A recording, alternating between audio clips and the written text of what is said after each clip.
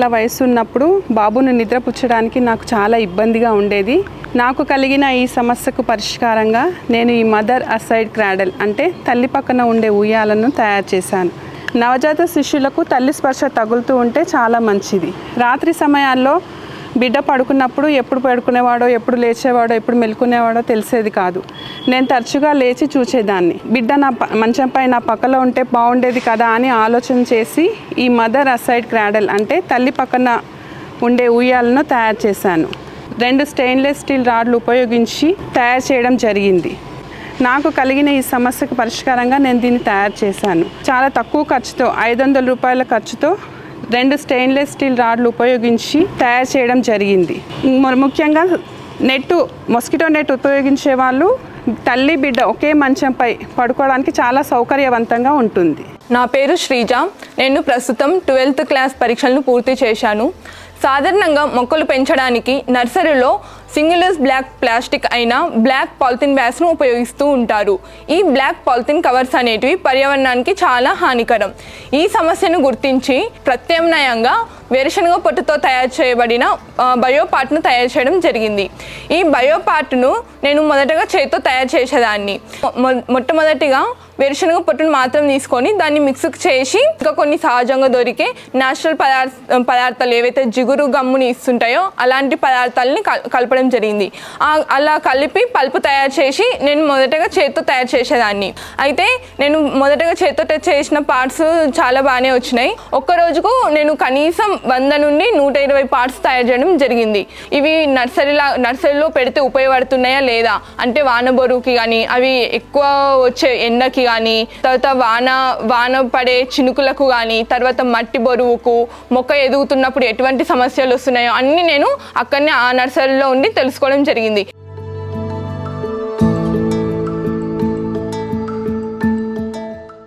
ఈ ఆవిష్కరణలు అనేటివి మన ప్రజానికానికి చాలా అవసరం. ఏవైతే సమస్యలు ఉంటాయో ఆ సమస్యల పరిష్కారాలే ఆవిష్కరణలు. చుట్టూనే చిన్న చిన్న సమస్యలకే ఆ సొల్యూషన్నే ఆవిష్కరణ. ఆ ఆవిష్కరణలనే ఇంప్లిమెంటేషన్ చేస్తూ అందరు ముందడుగు వేయాలి. అందరికీ నమస్కారం. నా పేరు సేలం సత్యనారాయణ రెడ్డి. మాది అయ్యవారిగూడెం, ఎరుపాలెం మండలం, ఖమ్మం జిల్లా. ఫెర్టిలైజర్ లేయింగ్ మిషన్ రసాయన ఎరువులు వేసే పరికరాన్ని తయారు చేశాను. దీనిని పత్తి 30 రోజుల నుంచి 60 రోజులు 90 రోజుల దశలో, ఏపుగా ఎదిగిన దశలో కూడా మొక్క ఏరు వ్యవస్థ దగ్గర నేరుగా రసాయన ఎరువులు వేయడానికి ఉపయోగపడుతుంది. ప్రతి ఫెర్టిసైడ్స్కి వాటికి వ్యవసాయానికి ఉపయోగించే పరికరాలు ఉన్నాయి. ఫెర్టిలైజర్ వేయడానికి ఎందుకు పరికరం లేదనే ఆలోచనలో భాగంగా నాకు ఫెర్టిలైజర్ లేయింగ్ మిషన్ కనుక్కోవడం జరిగింది. దీంట్లో 5 కేజీల నుంచి 7 కేజీలు 2 విధాలు తయారు చేసుకోవచ్చు. 5 కేజీలది మహిళలకి, 7 కేజీలది మగవారికి వేయటానికి ఉపయోగపడుతుంది.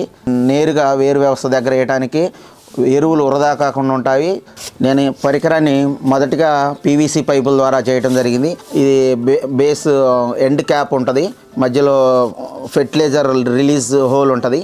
ఈ ఒక్కసారి పుష్ చేసినప్పుడు ఫెర్టిలైజర్ వస్తుంది. మనకు కావాల్సిన మోతాదులో అడ్జస్ట్ చేసుకోవడం కోసం ఇక్కడ బోల్ట్ సిస్టమ్ కూడా ఇచ్చాము. దీన్ని చాలా ఉపయోగించడం చాలా సులువుగా ఉంటుంది. తెలంగాణ, ఆంధ్ర రాష్ట్రాల్లో కూడా 100 పీసులు ఆర్డర్ దాకా 1, 2, 3 అలా పీసులు ఆర్డర్ వచ్చినా కానీ కొరియర్ ద్వారా అన్నీ పంపించడం జరుగుతుంది. నమస్కారం అండి. నా పేరు వెల్లె శ్రీనివాస్. కేబుల్ టీవీ మెకానిక్గా పనిచేస్తున్నాను. నేను చిన్నప్పటి నుంచి కూడా పుట్టింది పెరిగింది గ్రామంలోనే. రైతులు వాళ్ళు నీటిపారుదల విషయంలో మోటార్లు వాడుతుంటారు, ఎలక్ట్రికల్ మోటార్ పంప్ సెట్ వాడుతుంటారు. అవి 3 ఫేజ్ కరెంట్తో పనిచేస్తాయి.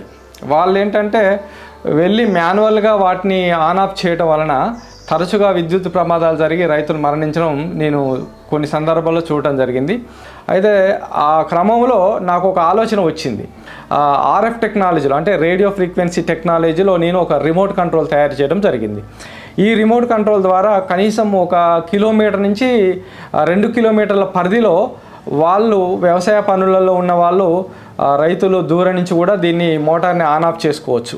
ఒక 1000 మంది రైతులు, ఇంచుమించుగా 1000 మంది రైతులు దీన్ని ఉపయోగిస్తున్నారు. నా పేరు మద్ది గంగిరెడ్డి, గోళ్ళపాడు, కమ్మూరు మండలం, ఖమ్మం జిల్లా. అయితే గతంలో ఏంటంటే మామూలుగా మేము వర్షం వచ్చినప్పుడు అడవుడిగా రైతులు ఏంటంటే కరెంట్ వచ్చిందంటే అడవుడి ఎమ్మటే ఉరికొచ్చేవాళ్ళం పరిగెత్తుకుంటాం. వచ్చి ఎమ్మటే దానికి మోటార్ పెట్టేవాళ్ళం. పెడుతుంటే ఆ స్టార్టర్కి ఏంటంటే అది ఐరన్, దానికి ఆటోమేటిక్గా కరెంట్ వచ్చి అట్లాగా కరెంట్ వచ్చి మాకు షాక్ కూడా వచ్చేది. పెట్టి మేము పెట్టింది 6 months అయింది. ప్లస్ ఏంటంటే ఇది దగ్గర రాకుండా మేము ఏదో వేరే మామూలు వర్క్కి వెళ్తున్నాం, ఊళ్ళో ఉంటాం, ఇంటి దగ్గర ఉంటే ఇటు వెళ్తున్నాం, పెడుతున్నాం, పోతున్నాం, సుమారు చూస్తున్నాం. సరే ఒక 2 hours 3 hours నీళ్ళు వస్తాయండి, బంద్ చేస్తాను. మాకు ఇంటి దగ్గర నుంచి కూడా ఇది మాకు బటన్ కూడా బ్లూ అండ్ రెడ్ మాకు ఈజీగా వర్కౌట్ అయింది, మంచిగా ఉంది. ఇన్నోవేషన్ అనేది ఒక సొసైటీలో ఒక సమస్యని గుర్తించి పరిష్కారాన్ని కనుక్కోవడమే ఒక ఇన్నోవేషన్. నా పేరు ఎస్కే రజాలి పాషా. మాది సుభాష్ నగర్ గ్రామ పంచాయతీ, ఇల్లందు మండలం, భద్రాద్రి కొత్తగూడెం జిల్లా. నాకు చిన్నప్పటి నుంచి చెవులు వినిపించవు. అయితే మా ఫ్రెండ్స్ అందరూ చెవులు వినిపించవు, వాళ్ళు చెవిటిముగా వాళ్ళందరూ తరచుగా వాళ్ళ అవసరాల కోసం రోడ్డు మీద బైక్ మీద ప్రయాణం చేస్తూ ఉంటారు. ఇలా రోడ్డు మీద ప్రయాణం చేసేటప్పుడు వెనుక నుంచి వాహనాల వల్ల వాళ్ళకి అనేక ఇబ్బందులు కలిగేవి. ఆ వాహనాలు హారన్ కొట్టినప్పుడు ఆ హారన్ వాళ్ళకి వినిపించక తరచుగా ప్రమాదాలకు గురయ్యేవాళ్ళు. ఈ మధ్య 2022లో భద్రాచలం బ్రిడ్జ్ దగ్గర నాకు చాలా క్లోజ్ ఫ్రెండ్ ఒకరు ప్రమాదానికి గురై చనిపోయారు. మాకు ఎలాంటి సమస్య వచ్చిందో అలాంటి సమస్యని ప్రపంచంలో చాలామందికి వచ్చింది. వాళ్ళ గురించి ఇంటర్నెట్లలో, ఈమెయిల్లో పోస్ట్ చేశారు. ఆ వివరాలు మొత్తం నేను చదివిన తర్వాత దాదాపు స్మార్ట్ హెల్మెట్ తయారు చేయడానికి 2 సంవత్సరాల సమయం పట్టింది. దీన్ని మొదటిసారిగా ఇల్లందులో ప్రయోగించాను. నాతో పాటు నా స్నేహితులకు ఇచ్చి వారితో బైక్ రోడ్ల మీద నడిపించి పరిశీలించాను. దాంతో అది సక్సెస్ అయింది. వెనుక వాహనం వచ్చినప్పుడు ఆ వాహన శబ్దాన్ని ఏబిఐ గ్రహించి వాళ్ళకి వెలుతురు రూపంలో హెచ్చరిస్తుంది. దాంతో వాళ్ళు ఆ వెలుతురు చూసి వాళ్ళు వెనుక వాహన సమయం జాగ్రత్త పడి వాళ్ళ ప్రాణాలను కాపాడుకోవచ్చు.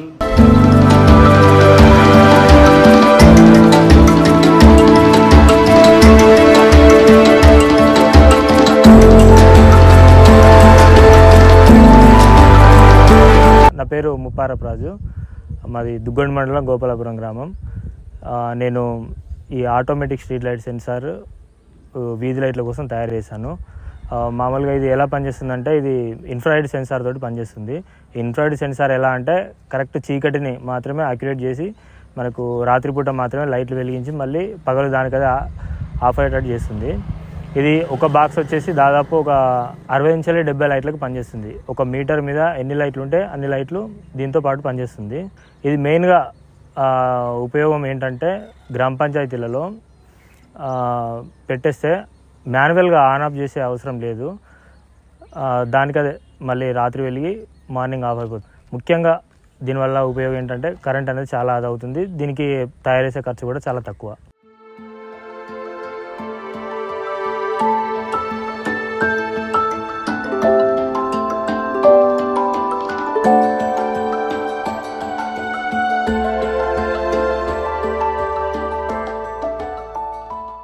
మామూలుగా చాలా విలేజ్లలో వీధి లైట్లు అనేది పగలు కూడా వెలుగుతూనే ఉంటాయి. దీనివల్ల ఏంటంటే చాలా వరకు మనం కరెంట్ అనేది లాస్ అయిపోతుంటాం. ఇలాంటివి పెట్టేస్తే ఏమవుతుందంటే మనకు లైట్లు రాత్రి మాత్రం వెలిగి పగలు ఆఫ్ అయిపోతాయి. దీనివల్ల కరెంట్ అనేది చాలా వరకు మనం ఆదా చేసుకోవచ్చు. మనం కరెంటును ఉత్పత్తి చేయాల్సిన అవసరం లేదు. మనం కరెంటును ఆదా చేస్తేనే ఉత్పత్తి చేసి